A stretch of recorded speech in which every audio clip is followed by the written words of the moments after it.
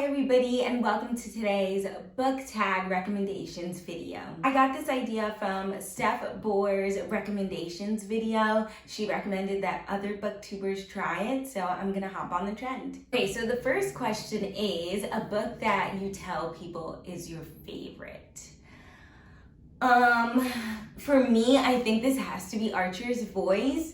This book was one that I really just couldn't put down. It's a small town romance between two people who have dealt with quite a bit in life. So we have a city girl who moves to basically a small town. Her name is Bree, and she runs into a man named Archer who seems pretty disheveled and a little bit confused. And so she starts asking about him, and around town people just say, that's the town weirdo, just don't associate, don't spend time with him, he's really weird. Bree does not listen to this advice, and she actually gets to know Archer, and he seems to be a pretty decent human.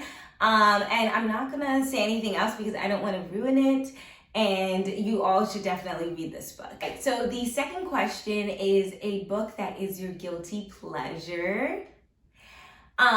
This one has to be Sinner by Sierra Simone for me. This book is about Zenny, who wants to become a nun, and her mentor within the program tells Zenny, you need to go out and date and experience everything. This way, when you do become a nun, you know that this is definitely the life for you and that you won't have any regrets. Zenny takes this advice and she runs into her brother's best friend, Sean Bell, who I believe was also previously religious. So he's a little bit confused by her desires to want to become a nun, but he supports them, and so they hit it off. And again, that's all I'm gonna say because that book was a 5-star read for me, so I don't want to spoil anything. The third question is a book that everyone loved but you didn't. And for me, this one is an easy one. A Court of Thorns and Roses by Sarah J. Maas. It wasn't for me. Essentially, this is a fantasy book about a hunter named Feyre who kills what she thinks is a wolf because her family is very hungry. And a few days later, the wolf's best friend shows up at her door and asks to hold her hostage. He takes her to, I believe his name is Tamlin, and he takes her to this magical land with creatures and fairies and different sorts of creatures. It just felt very boring. Like I really couldn't get with it. I don't know what it is. I know how popular this book is on Book Talk. I really couldn't get into it. And maybe, maybe it's because I need to read the second book. Everyone tells me that I just gotta dive straight into the second book because the first book is really just setting the foundation for the second, but I really just can't bring myself to do that. So if you really love this series, let me know in the comments below. Maybe I will take the plunge to the second book, but for now, I just can't do it. So the fourth question is a book you read the fastest. And that for me, hands down, has got to be Ugly Love. Of course, a Coho book. I think it is my favorite Coho book. Ugly Love is about a woman named Tate. Tate briefly moves in with her brother, but upon moving all of her items in, she runs into a man who is sitting in front of her brother's apartment.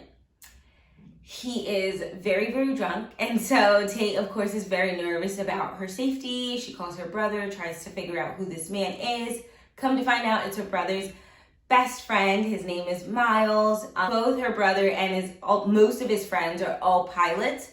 So his brother is not around during this time, but he says, it's fine, you're safe, you'll be okay. And so eventually Tate and Miles hit it off. Miles likes Tate, but he wants their relationship to be friends with benefits, and he has no interest in a relationship. This for me was probably 4.5 stars. I really did like this book. So the fifth question is a book that deserved more hype. And this was an easy pick for me too. I just finished The Fastest Way to Fall by Denise Williams, and I really liked this one. I thought it was really cute, nothing too heavy. Essentially, it's about a woman named Britta and Wes. Britta is a writer and she decides to pick up an idea where she wants to write about a fitness app. And the fitness app that she has chosen links you up with a coach. The coach that she was matched up with, his name is Wes. Wes really loves his job. Now, Wes is the CEO of the company, but he cannot tell Britta. And in fact, his favorite part of fitness is actually coaching, but he does technically own the company. And so he figured being CEO would naturally be the next step, but that's definitely not in his nature. He loves to be with people and training and in person or virtually. This app is supposed to be all virtual. Britta and Wes hit it off pretty well, and something happens. Eventually, they do end up meeting in person, and that's all I'll say for now, because you should definitely pick up a copy of this book. All right, the sixth question is a book that is becoming a movie or a TV show. This one was also a pretty easy pick. It Ends With Us is going to become a movie. Now, I'm not sure how I feel about this because I think the book was very well written. It was not my favorite Coho book. Ugly Love is probably my favorite Coho book, but maybe this one is a close second. This one is about a woman named Lily Blooms who lives in Boston. It's about a little bit about her childhood and what's going on in her present situation. She runs into a man named Ryle who is abusive, but he becomes abusive. And so I think the way that Coho wrote this book, she was very cognizant of her language. And so I'm a little bit nervous about how this will translate to film. Also, given the casting, I think I have mixed feelings about the current casting that they've selected for this movie. And so I'm a little bit nervous as to how it's going to come out. You know, I'm of the opinion that books are usually better than the movies, but we'll see. I'll definitely be there to see it. Okay, number 7 is a book that you've reread the most. Now, my channel is a judgment-free zone, okay? So I would appreciate if no one else judges me for this selection. But I think if I'm being 100% honest, it has to be Breaking Dawn by Stephanie Meyer. I read this book many years ago, but I reread it so many times that the binding actually fell apart in this book. I still have the original copy, but if I open that book, like, I will just fully see the seams and the showing that holds the book together because I read it just that many times. And I don't think that I will ever have another book that will compare to the rereading of Breaking Dawn, for me anyway, because I just reread those books so much. The 8th question is a book from a genre that you don't typically read. And for this one, it's going to be Verity by Colleen Hoover. This one is more of a thriller, and I definitely got that vibe. I really liked this book. However, the ending for me, I thought the ending was crazy. I had so many questions, but essentially this book is about a writer named Lowen. She's a bit of a struggling writer, but she gets this insane opportunity to basically finish a book series, like a very well-selling book series. The way it was written and explained, it seems like it's almost on the caliber of like Harry Potter, and the current author cannot finish the series, and so the publishing company would like to have a ghostwriter come in and finish these books as they're worth a lot of money. And so Lowen gets offered the opportunity. In order to finish these books, she has to go up to a small town and essentially move in to where the writer is currently staying. And she gets this offer by a man named Jeremy, who happens to be the original author, Verity's husband. I hope that makes sense. I know that's a little bit of a mouthful. And so Lowen and Jeremy start to hit it off. And this book is a thriller. So there were lots of really weird things happening. Definitely worth the read, but the ending for me it wasn't everything. The 9th question is a book that deserves all the hype that it gets. This one's gotta be Final Offer by Lauren Asher. Lauren Asher she knows what she's doing. And this book is about Cal Kane. Cal Kane is trying to obtain his inheritance. His grandfather basically wrote up a document in which he would like all of his grandsons to follow and complete these instructions in order to get their inheritance. For Cal Kane, he struggles with addiction, and the only time that he ever kicked his addiction was when he was dating a woman named Alana. So, for Cal Kane, his grandfather basically wrote up that he must sell this family home in order to get his inheritance. Cal thinks that this is going to be an easy feat. However, Grandpa put the house in Cal and Alana's name, and Alana really loves the house. So trying to sell it is going to be a feat.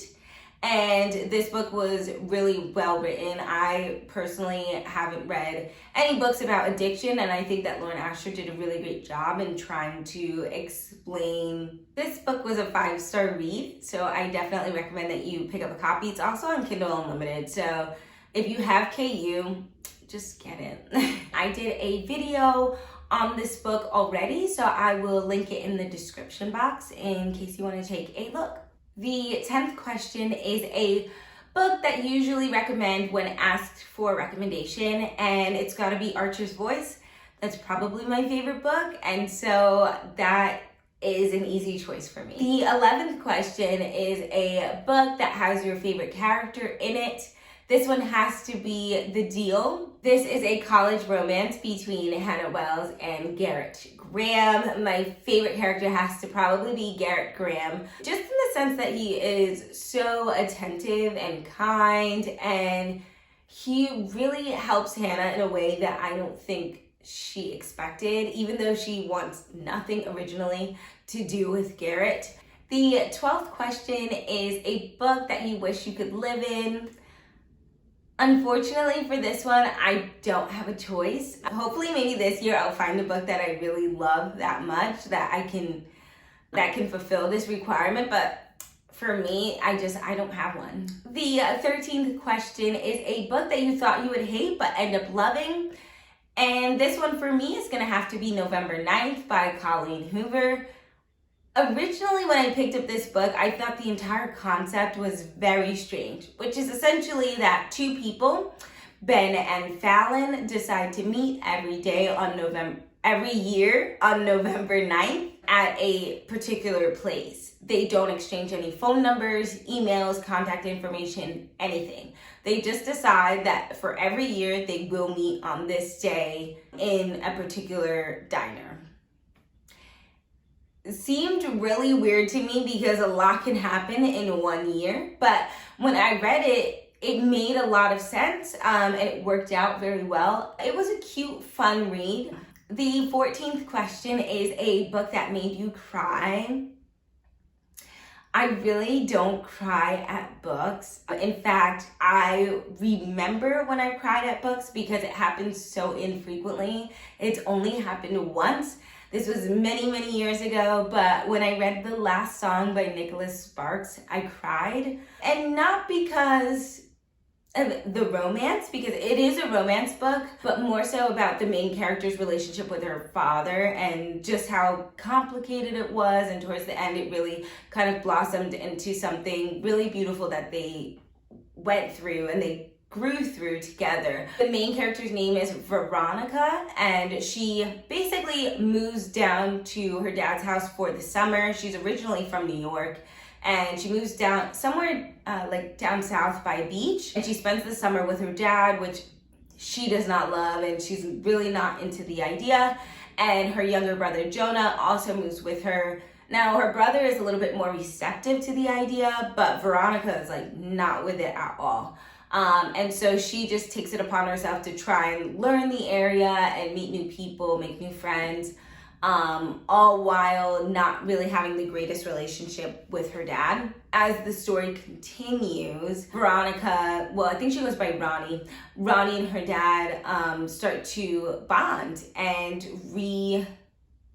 rebuild their relationship that originally crumbled based on something that happened in the past that I won't ruin it, but that is the last book, well, the first and last book to ever make me cry. The 15th question is a book that you wish you could read for the first time again, and this one for me has gotta be Terms and Conditions by Lauren Asher.